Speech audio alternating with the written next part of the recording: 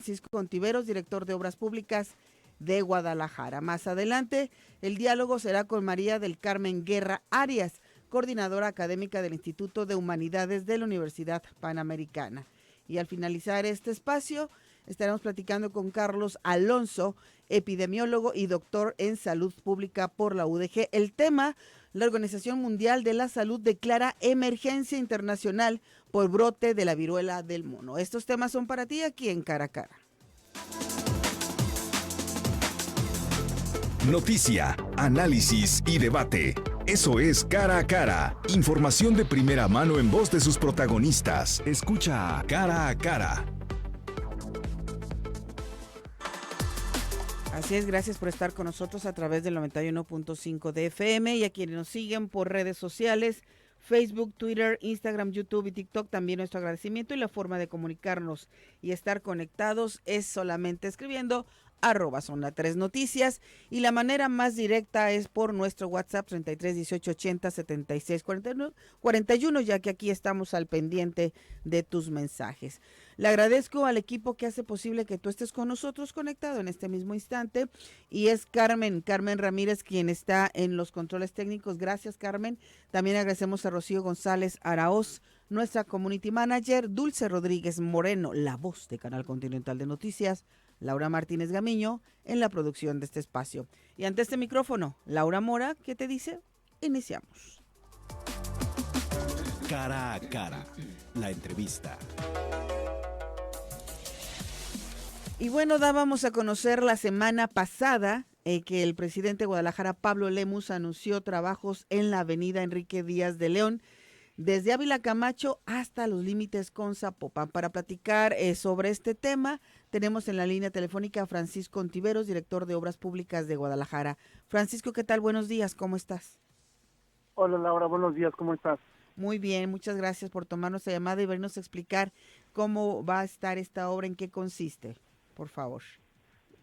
Mire Laura, buenos días, gracias por ahora sí invitarme a tu programa. Pues platicarte de una manera muy concreta lo que estamos realizando en este programa de mantenimiento preventivo del municipio de Guadalajara, en este caso del asfalto, de la avenida Enrique de León, desde Ávila Camacho hasta el límite municipal con Avenida Patria.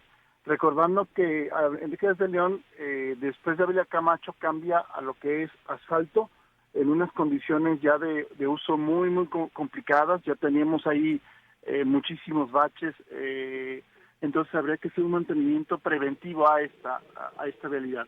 ¿Qué significa? Pues bueno, en algunos casos vamos a hacer unos bacheos de caja, en otros vamos a hacer bacheos profundos, y aplicaremos una carpeta de alta durabilidad y de alto desempeño en toda ella, desde en el primer tramo, desde Ávila Camacho hasta lo que es Circunvalación, es una microcarpeta. Luego desde Enrique de León, desde la Circunvalación hasta allá hasta Patria, será una carpeta de 5 centímetros.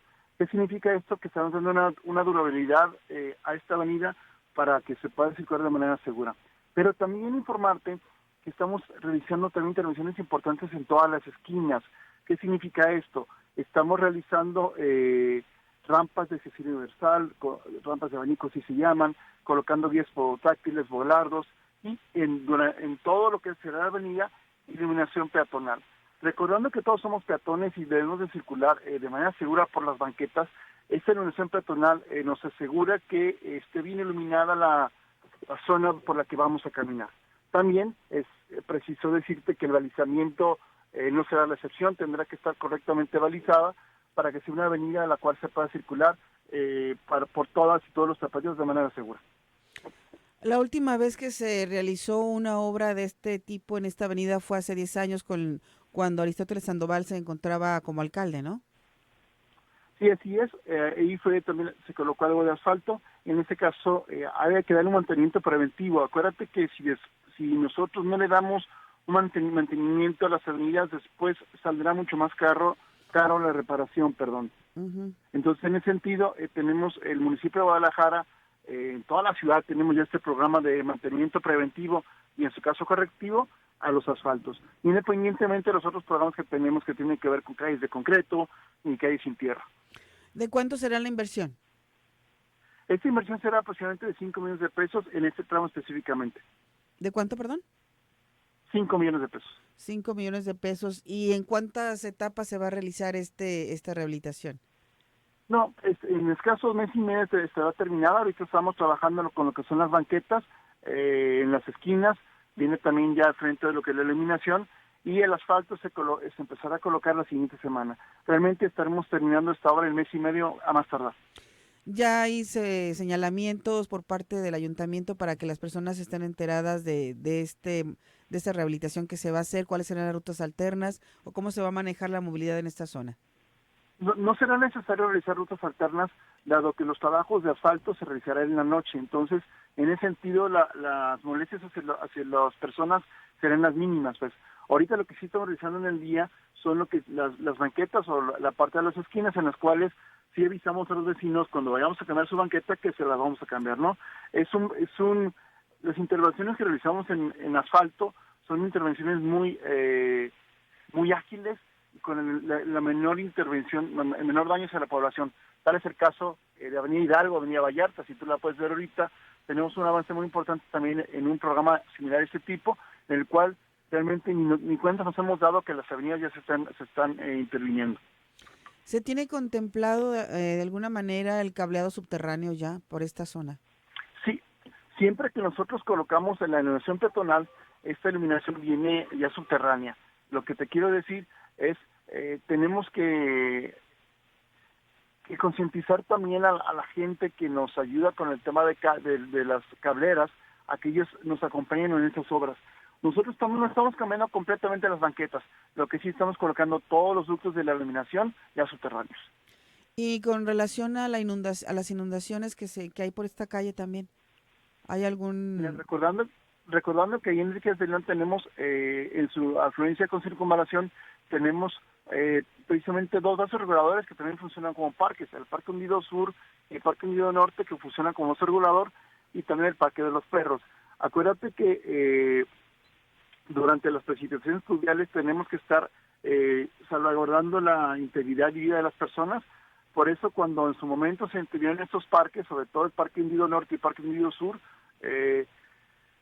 la infraestructura que colocamos está preparada para que se inunde precisamente. O sea, es decir, es infraestructura que va a soportar una inundación, y una vez que baje el agua, pues se puede seguir usando los parques, ¿no?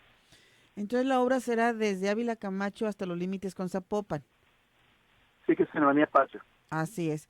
Y de la otra parte hacia La Paz y todo esto, ¿no habrá ningún tipo de obra de rehabilitación? Sí, hay un gran proyecto que se va a realizar en conjunto con el gobierno del estado. Estamos ahorita en la etapa de proyecto, pero la idea es hacer una modificación importante en Enriquez de León desde Washington hasta Ávila Camacho, de lo que viene a ser desde Hidalgo hasta Ávila Camacho. Sí habría cambio completo de losas en su infraestructura, lo que están muy dañadas. El agua potable, el drenaje ya no va para más, hay que cambiarlo, está colapsado. Y de Hidalgo hacia lo que es Washington, solamente se cambiarán las banquetas. En esta hora, precisamente, todo lo que será el cableado y toda la electrificación será oculto. Entonces, este será otro modelo, así como lo que es el Paso Alcalde, como es la Colonia Monraz, de lo que es realizar una obra bajando completamente los cables. Perfecto. ¿Algo más que quieras agregar, Francisco? No, pues mira, que estamos ahorita a todo vapor trabajando las obras públicas de Guadalajara. Tenemos por toda la ciudad obra, tenemos calles, mantenimiento de asfalto, mantenimiento de calles de concreto, reposición de calles de concreto, banquetas, iluminación peatonal, parques, zonas deportivas. Es decir, es un programa muy completo en el cual estamos privilegiando pues de que exista intervención en todas las zonas y la misma infraestructura para todos los tapatíos. En caso dado de que haya algunas colonias donde ya está muy dañado el asfalto, ¿se puede sugerir? ¿Se puede llamar? ¿Se puede solicitar? Claro que sí. Miren, nosotros tenemos un monitoreo constante de cómo se están comportando los asfaltos en Guadalajara y lo que hay de concreto, pero evidentemente también esto está supeditado a lo que es el tope presupuestal, ¿no? Sin embargo, si existiese alguna urgencia, vemos cómo podemos atacarla, y si no es preciso por los temas presupuestales, pues sí notarlo ya en lo que será el programa de obra pública de 2023. ¿A qué número o cómo se pueden contactar? al 3837-5000, extensión 5202. Es en obras, directamente en Dirección General de Obras Públicas. Repito, 3837-5000, extensión 5202. 5202. Perfecto, Sí. Francisco, muchísimas gracias. Laura Soto, servidor, muchísimas gracias a ti. Hasta luego. Bueno, son las 9 de la mañana con 15 minutos, tiempo de hacer una pausa para regresar con más aquí en Cara a Cara. Te repito el teléfono donde tú puedes llamar en caso de que necesites por tu calle que se haga alguna reparación en el asfalto o en el concreto, 3837-5000 y la extensión 5202. Si la requieres, te la hago llegar a través de tu WhatsApp. Gerardo nos reporta un trafical por La Paz, esquina La Calzada Independencia, la fila llega para Revolución de norte a sur. Y vaya que sí, vaya que sí. La obra Dulce va a durar un mes y medio, ya lo comentaba él en esta entrevista. Y Ramón también nos manda un mensaje, dice: hola, buen día, ¿podría ayudar a mandar un saludo a mi hijo Ángel? Claro que sí. Ángel Gabriel Villalobos, saludos, buen día, que ya se puso la vacuna. Ándale, muy bien, tú muy bien, Ángel. Ahí está el saludo de papá. Hacemos la pausa, regresamos.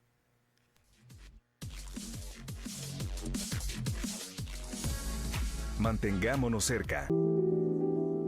Ser cuidadora de un niño con autismo es estar siempre alerta, tener las antenas puestas al 1000%, porque no sabes cómo va a reaccionar, si en algún momento va a gritar, va a escuchar un ruido, va a ver un color o una palabra que no le agrade y va a tener un periodo de crisis o de llanto. Es estar buscando siempre cómo ayudarlo sin saber si va a funcionar. Y ser muy, muy, muy paciente para que ese niño o esa niña al cual estás cuidando logre un cambio. Se necesita mucha fortaleza para lograr evadir las miradas de los demás y hacer como que no pasa nada. Y trabajar todo el tiempo con esa personita que, como lo dije, no sabes cómo va a reaccionar. Cara a Cara, la entrevista. Son las 9 de la mañana con 20 minutos.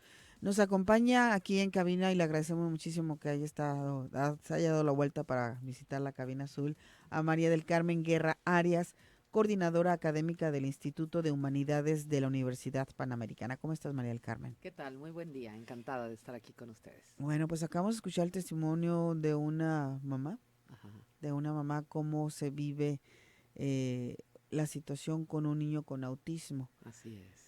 Esto vino a tomar relevancia por los recientes hechos que se presentaron con la muerte de Luz Raquel y que tenía un hijo con autismo.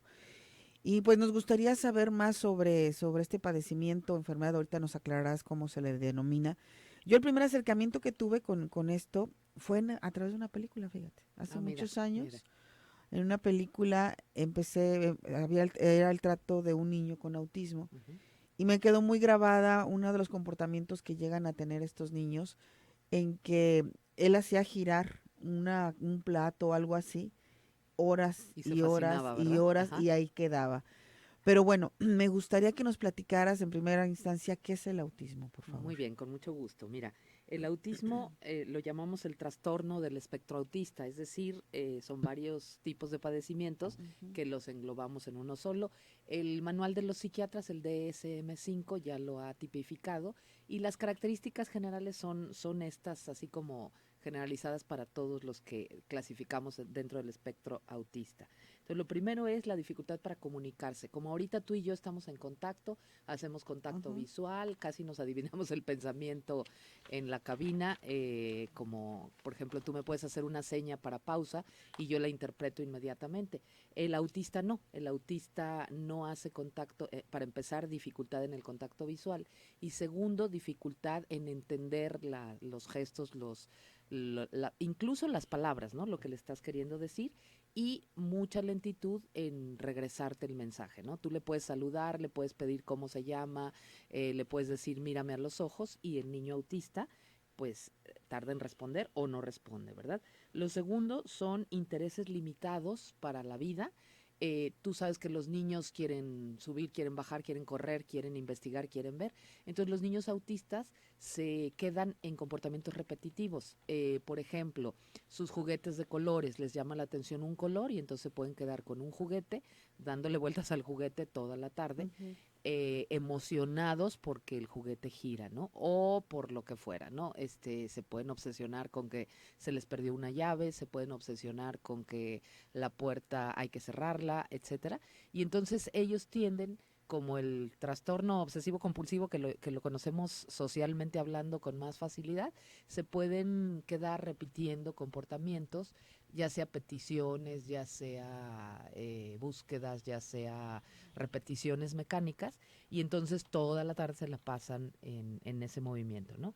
Y por último, una dificultad en las actividades diarias, es decir, se les empezará a dificultar la escuela, se les empezará a dificultar lo que nosotros llamamos insertarse a la vida laboral normal. Para los niños autistas es toda una dificultad, porque como ellos están, digamos, en un mundo creado por su cerebro, entonces les cuesta mucho trabajo entrar en contacto con el mundo y además cumplir competiciones, responsabilidades, horarios, límites, etcétera, comportamientos naturales para otro niño. Obviamente su cerebro no responde con esa facilidad. Sin embargo, los niños autistas tienen toda la capacidad de aprendizaje, no igual que los que no tienen, los que no están tipificados en el espectro autista, pero ellos pueden aprender, que es la maravilla de la ciencia. Muy bien. ¿Cuáles son los primeros signos o síntomas que presenta un niño con autismo? Tal cual, que lo ves como si estuviera sordo. La mamá le habla y hágase de cuenta que el niño no te escucha, no te entiende, como si no te viera.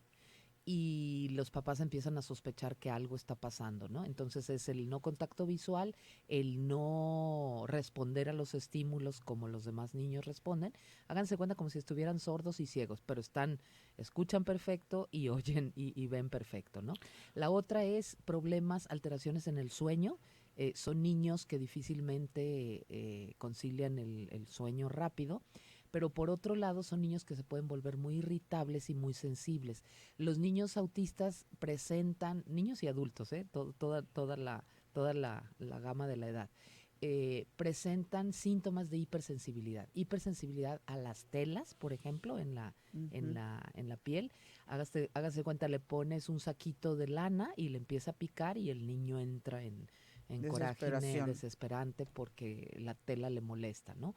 O porque la tela estaba muy fría, o porque la tela le producía mucho calor, o porque le apretó la ropa, entonces les empieza a dar desesperación y se empiezan a tratar de quitar la ropa cuando ya lo pueden hacer.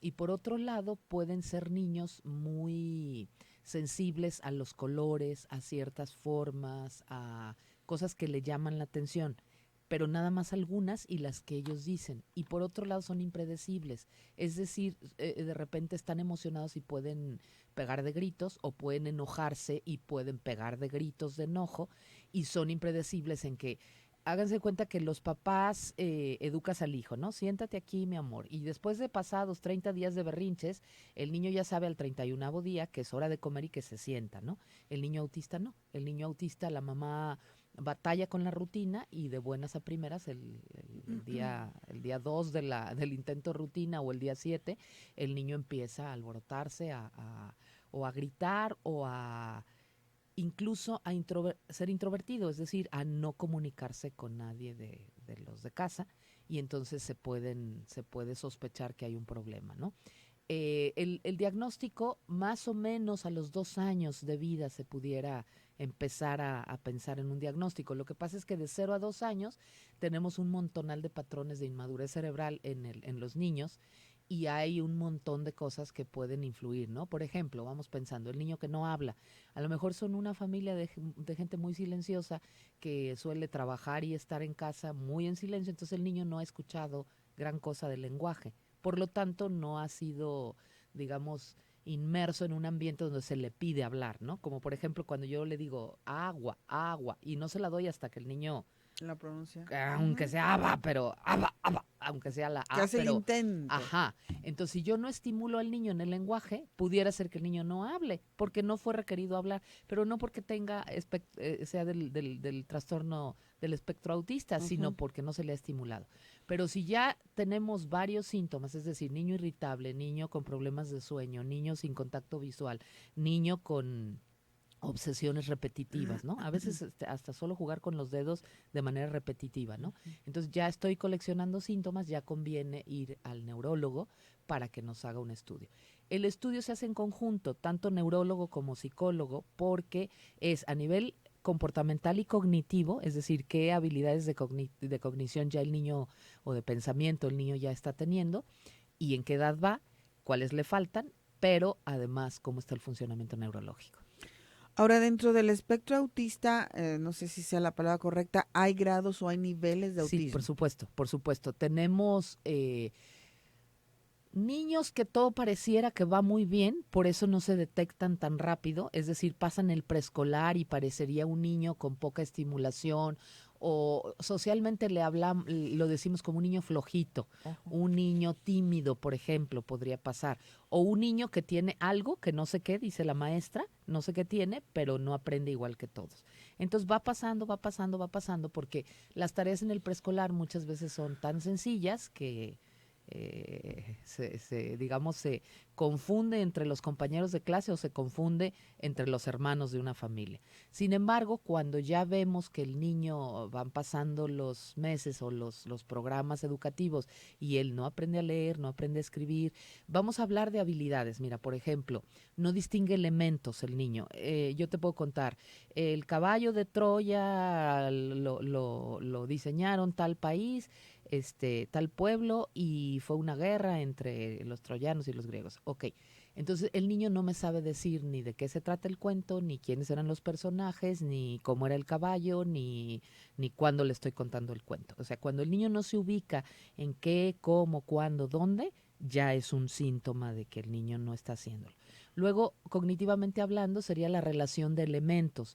Por ejemplo, puedo relacionar el pasado con el presente. Yo le puedo hacer una pregunta a un niño de preescolar, ¿en qué se parece el invierno y la primavera? Y se pone a pensar y a lo mejor me saca más fácil diferencias, como en la primavera hay flores y en el invierno no. Pero bueno, yo le digo, ¿en qué se relaciona una con la otra? Pero cuando el niño piensa, ya piensa, para que haya la estación de invierno tuvo que haber el verano, ¿no? Para que las flores se sequen, tuvo que haber flores primero, ¿no? Y tuvo que haber mucho sol y mucha agua, que ya no hay tanto sol ni tanta agua en el invierno. Entonces el niño ya relaciona. El niño en el espectro autista le cuesta un trabajo inmenso relacionar. La otra sería las diferencias y semejanzas, en qué se parece mi celular al tuyo, en qué nos parecemos tú y yo, papá y mamá, etcétera. Y el otro sería la capacidad de hacer síntesis, es decir, ¿cómo me puedes resumir en una palabra de lo que hoy estamos hablando? Entonces, cuando tú ya te das cuenta, eres maestra y te das cuenta que hay un niño que no te puede hacer ese contacto cognitivo, pues entonces empezamos a sospechar que este niño no era ni por flojito, ni por tímido, ni por alguna deficiencia auditiva o visual, sino que su desarrollo cognitivo va mal. Hay que hacerle pruebas para ver cómo está. Perfecto, hacemos una pausa, regresamos. Esto es Cara a Cara. 33 18 80 76 41 es nuestro WhatsApp. Regresamos.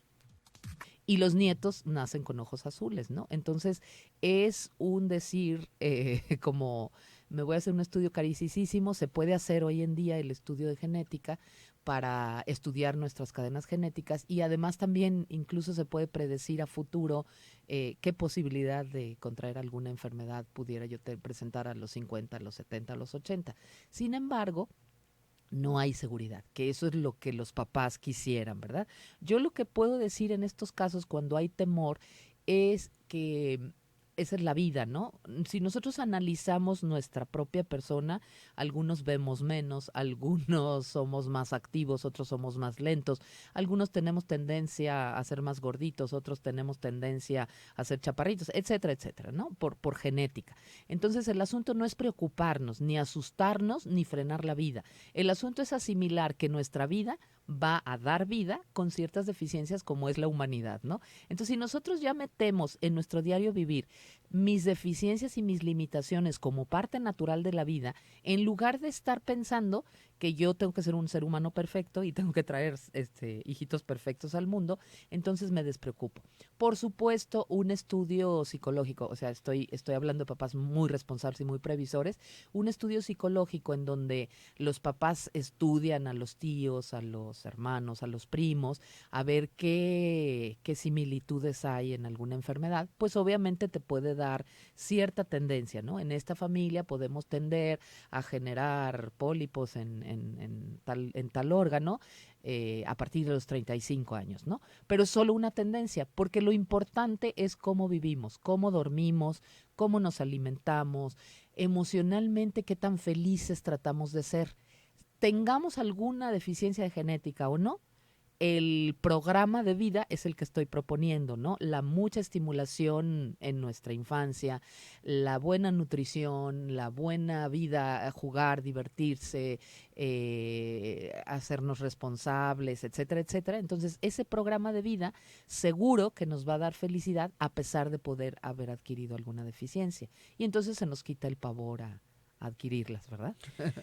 Comenta Katia, Ujú. respecto al tema de hoy, el autismo, los datos que se están dando, si bien se presentan en muchos niños, parece que se habla de las mayorías y no es así. Así es. Por ello, es a veces tan difícil el diagnóstico y es un espectro. Hay muchas posibilidades y múltiples síntomas, definitivamente. Sí, muchas gracias. Sí, sí, tal cual. Y no, digamos, eh, el no hago contacto, o sea, las dificultades que tienen el niño autista con los demás, en hacer contacto con los demás, pueden variar muchísimo, ¿no? Yo tenía hace bastantes años un chico hermosísimo que lo amé con todo mi corazón dentro del espectro autista y él estaba en secundaria y era digamos, cognitivamente hablando como un niño de primaria, pero socialmente hablando, impresionante cómo había logrado desarrollar muchas habilidades, ¿no? Él lo que tenía es que se trababa, cuando yo estaba en la dirección de la secundaria, entonces cuando lo llamaban por alguna cosa que había hecho fuera de orden, él describía, lo que pasa es que la maestra es una bruja, entonces era así como como él no sabía Sin manejar la filtro. frustración, exactamente, y la maestra era estricta y la maestra tenía reglas muy precisas, él la detectaba, pero en su concepto de niño, pues él la describía como una bruja, y entonces les decía a los compañeros, ¿verdad que la maestra agarra su escoba y vuela en las noches? Bueno, pues era la fiesta, y obviamente eso había que reportarlo a dirección porque es indisciplina, ¿eh? Imagínate esa broma Ujú. dentro del aula. Sin embargo, el niño era capaz de aprender autocontrol y aprender respeto. A diferencia de quienes ni siquiera hablan, ¿verdad? Niños de espectro autista que ni siquiera pueden hacer contacto verbal con sus adultos. Aquí nos dice Rita. Yo tengo un adolescente de 14 años, a él lo diagnosticaron autista Asperger Ujú. a los 4 años. Él desde los 2 años sabía el abecedario, los colores y formas geométricas. No le gusta escribir, tiene memoria fotográfica Sí. y le gusta la música en inglés de los 70s, 80s y 90s. No le gusta el agua, que el agua toque su cabeza. Uy, imagínate para bañarlo. Sí, fíjense justo la sensibilidad. Ajá. Hay niños autistas que no soportan exactamente eso, o lo que decíamos, las telas, o en el caso de las niñas, los moños, o el jalón del pelo, etcétera. Son muy ¿Y cómo se sensibles. le hace en este Ajá, caso? entonces ahí es el trabajo, ¿no? De lograr que el niño se relaje a través del masaje, a través de, digamos, la sensación de seguridad de la mamá, el abrazo del cuerpo, cuando es bebé y la mamá lo abraza, la otra sensación logra controlar la primera, ¿no? O sea, el agua lo asusta y lo preocupa, pero el contacto de la madre lo calma. Entonces, lograr con la asociación posterior ir provocando menos reacción. Entonces, por Aunque, ejemplo, ahí ujú. se recomendaría, psicológicamente hablando, ¿no? Yo soy psicóloga educativa, entonces lancemos un programa para entrar en contacto con el agua, a lo mejor a través de algodoncitos mojados, Dice no que, el que en chorro el del cuerpo agua, no, que en el cuerpo le encanta, el problema es en la en la cabeza. cabeza, claro, claro. Entonces, es esa asociación que su cerebro tiene grabado, como cuando tú y yo tenemos un miedo, ¿no? Vemos las cucarachas y nos aterramos porque alguna vez una cucaracha volando se nos subió a la cabeza y nos aterró. Entonces, el día que tú ves una cucaracha te impresionas. El niño con síndrome, con el trastorno autista, le pasa lo mismo, pero no tiene control, como nosotros, que decimos, es solo una cucaracha, no nos va a hacer nada, tranquila. Y entonces tú puedes llegar a entrar en contacto con cucarachas tarde o temprano y pueden llegar a dejarte de provocar esa sensación tan desagradable. Con los niños autistas, con la dificultad que tienen para aprender, pues nos costará mucho más trabajo. Pero no quiere decir que nunca se vaya a lograr. Es estímulo, estímulo, estímulo, estímulo, pedirle la respuesta al niño y tener la paciencia hasta que el niño, su organismo vaya reaccionando. Bueno, continúo con el comentario de Rita. Dice Sí, que no le gusta convivir con niños, solamente con adultos, nunca ha tomado refrescos ni fritangas, le gusta la electrónica, siempre duerme muy bien, nunca ha batallado y a ellos, dice, a nosotros nos hicieron estudios de genética y todo salió perfectamente y también de ADN. Sí. ¿Cómo distinguir a un niño con trastorno de atención a un niño con autismo? Porque de repente suele confundirse, se ¿no? parecen. Incluso están tipificados dentro del mismo problema de inmadurez cerebral. Mira, el niño con déficit de atención, lo voy a poner para el público en general para que les sea tan gráfico, es como una televisión con el control que se mueve de repente. Tú estás viendo un canal y de repente imagínate que tu control se pica solo y se cambia de canal. O se pica solo y sube el volumen, o se pica solo y se baja el volumen, ¿no? Entonces tú estás viendo un programa, viendo otro. El problema de los niños con déficit de atención es que se les filtra en el hipotálamo todos los estímulos juntos. Entonces están atendiendo un estímulo y brincan a otro, y brincan a otro, y brincan a otro. Le llamamos déficit de atención, en realidad le deberíamos llamar sobreestimulación, sobreatención, ¿no? Porque están queriendo atender a muchos estímulos al mismo tiempo, pero no logran abarcarlos todos. Entonces están haciendo la tarea, oyen un ruido y se levantan, toca la puerta y corren a abrir, y luego regresan, y luego ¿en qué estábamos? Entonces es volver a empezar y dejar las tareas sin terminar. Eso en cuanto a déficit de atención. El chico con trastorno autista es un chico que le dificulta hacer el contacto no es que cambie de canal, es que se le dificulta entrar en contacto con el estímulo, y solamente algunas partes del estímulo relevantes le llaman la atención. Vamos a pensar, tú y yo tenemos aquí un celular, lo conceptualizamos, es un celular y sirve para comunicarnos, ¿no? Pero el niño ve un cuadrado y le llama la atención el cuadrado, o lo ve, suponiendo que fuera el celular rojo, ve el color y entonces se fascina con el rojo y empieza a darle vueltas porque su cerebro se fascinó rojo. Haz de cuenta como si fuera un torbellino que da vueltas sobre un estímulo concreto, pero no es que esté cambiando de estímulos. Ya se nos terminó el tiempo, María del Carmen, qué lástima, pero esperemos que regreses pronto. Una última pregunta, sí, con respuesta breve. No necesariamente el que sea un niño con autismo, presente espectro autista, tiene un problema intelectual, es decir, no hay un retraso, no hay esto. Sí, los niños con espectro autista sí hay una deficiencia cognitiva, sí la va a haber, pero no necesariamente grave que no puedan aprender. Hay niños autistas que tienen una memoria impresionante, que llegan a desarrollar las ciencias, porque acuérdate que es un espectro. Sí. Entonces, el espectro lo vamos a llamar de 0 a 100. Puede ser, es muy difícil decir esto, pero lo voy a decir para que se entienda. Puede ser 80%, puede ser 60%, puede ser 20% tu deficiencia cognitiva. Entonces, si tú tienes una deficiencia cognitiva de 20, tu probabilidad de aprender a leer y escribir es muy baja. Uh-huh. Pero si tú tienes una deficiencia cognitiva de 80, es muy alto que aprendas. Incluso idiomas también se puede.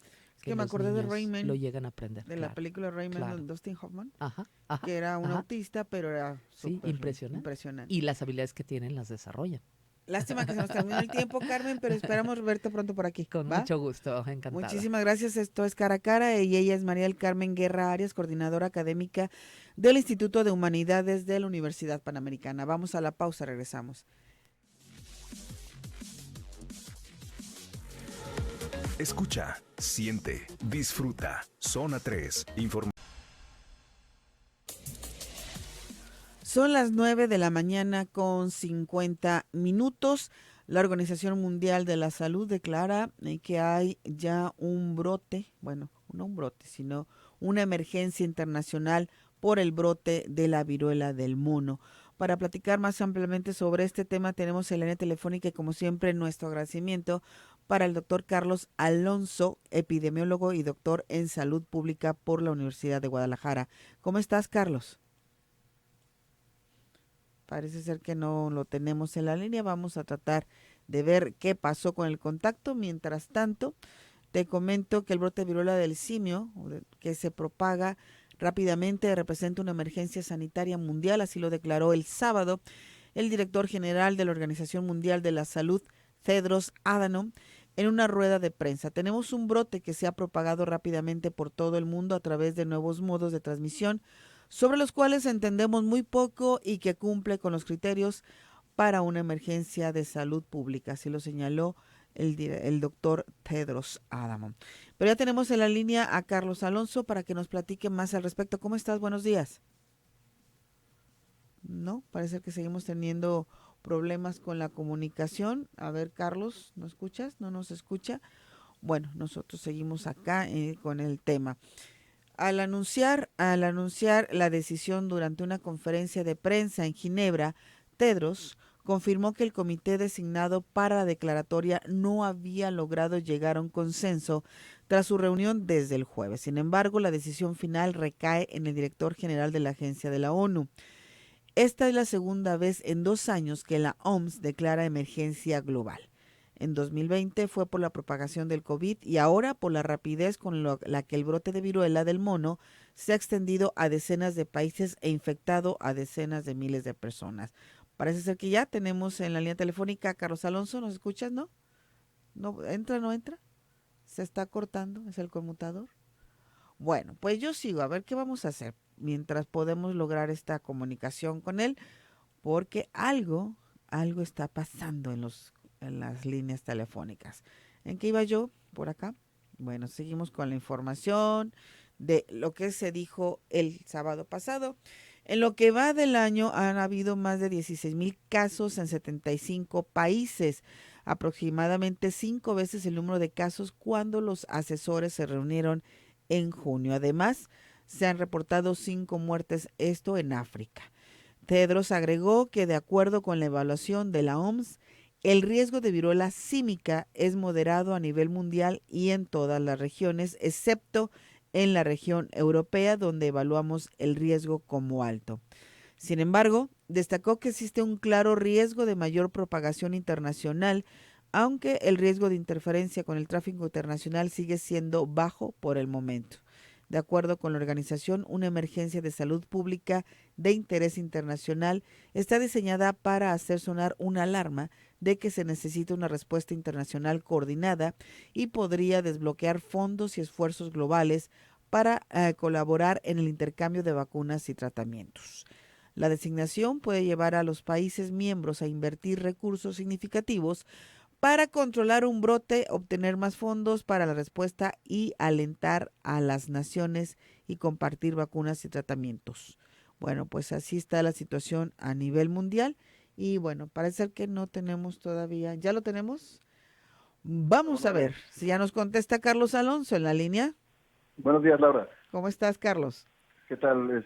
Ahí hay problemas con el conmutador, pero aquí estamos a la orden. No, pues ya lo bueno es que ya te tenemos, ya dimos más o menos la información general que se dio a conocer por parte de la OMS sobre esta declaratoria de emergencia internacional por el brote de viruela del mono, pero claro, queremos aterrizarlo en nuestro país y en nuestro estado. ¿Cómo vamos aquí? Mira, antes que nada más quería aclarar que para que quede muy preciso a la población, que una emergencia de salud pública de preocupación internacional, que fue lo declaró la Organización Mundial de la Salud, no es lo mismo que declarar una pandemia, como sucedió posteriormente, por ejemplo, con el COVID. Todavía no se ha declarado una pandemia como tal, se declara una emergencia de salud pública de preocupación internacional porque es un problema de salud pública que afecta y que tiene riesgo de propagarse internacionalmente, porque requiere de coordinación internacional para su respuesta, porque es una situación seria, inusual o inesperada, y porque pues se requiere de un comité de expertos para darle seguimiento. Por eso es que se hace esta declaración. A nivel mundial tenemos más de 16,000 casos en 75 distintos países, con 5 defunciones confirmadas. En México tenemos más de 55 casos en 9 estados, que son Ciudad de México, Estado de México, Jalisco, Nuevo León, Quintana Roo, Sinaloa, Tabasco, Veracruz y Colima. Esa es la situación actual.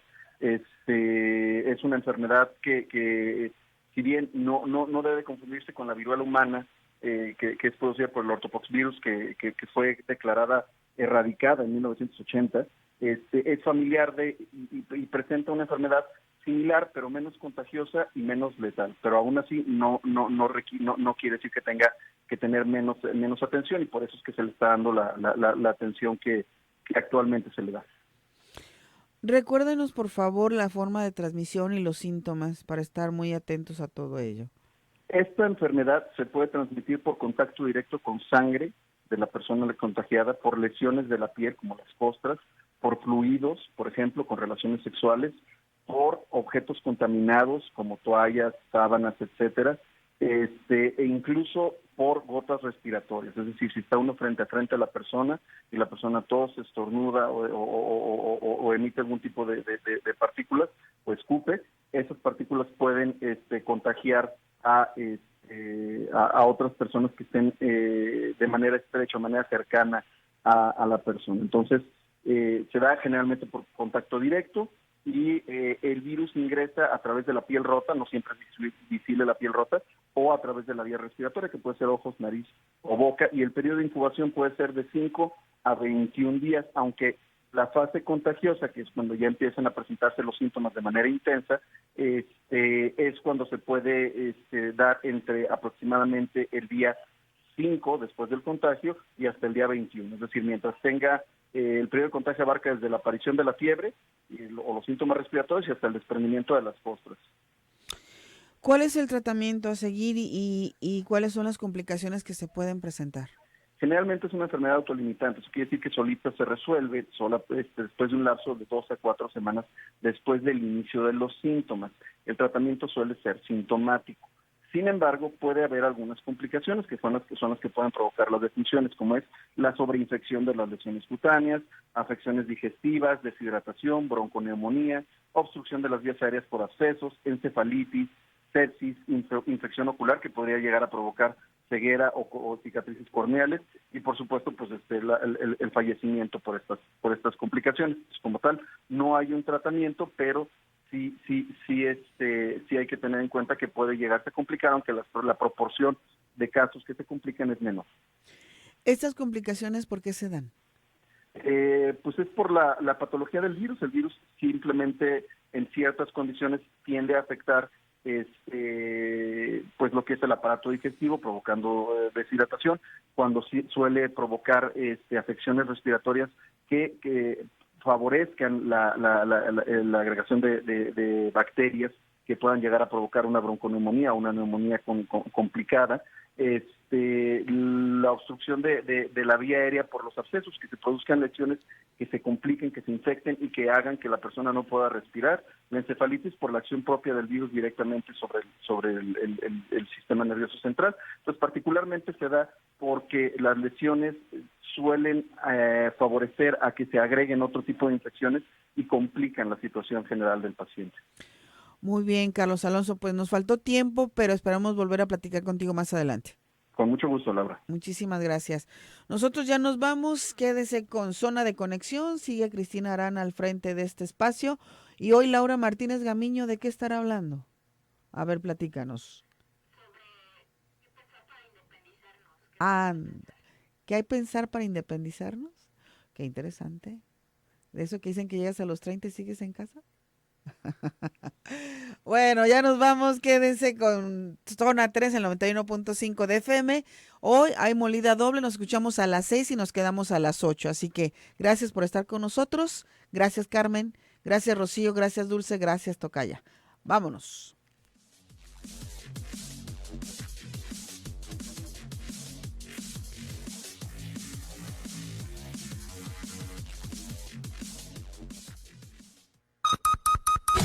La información al momento, Escúchala en Canal Continental de Noticias.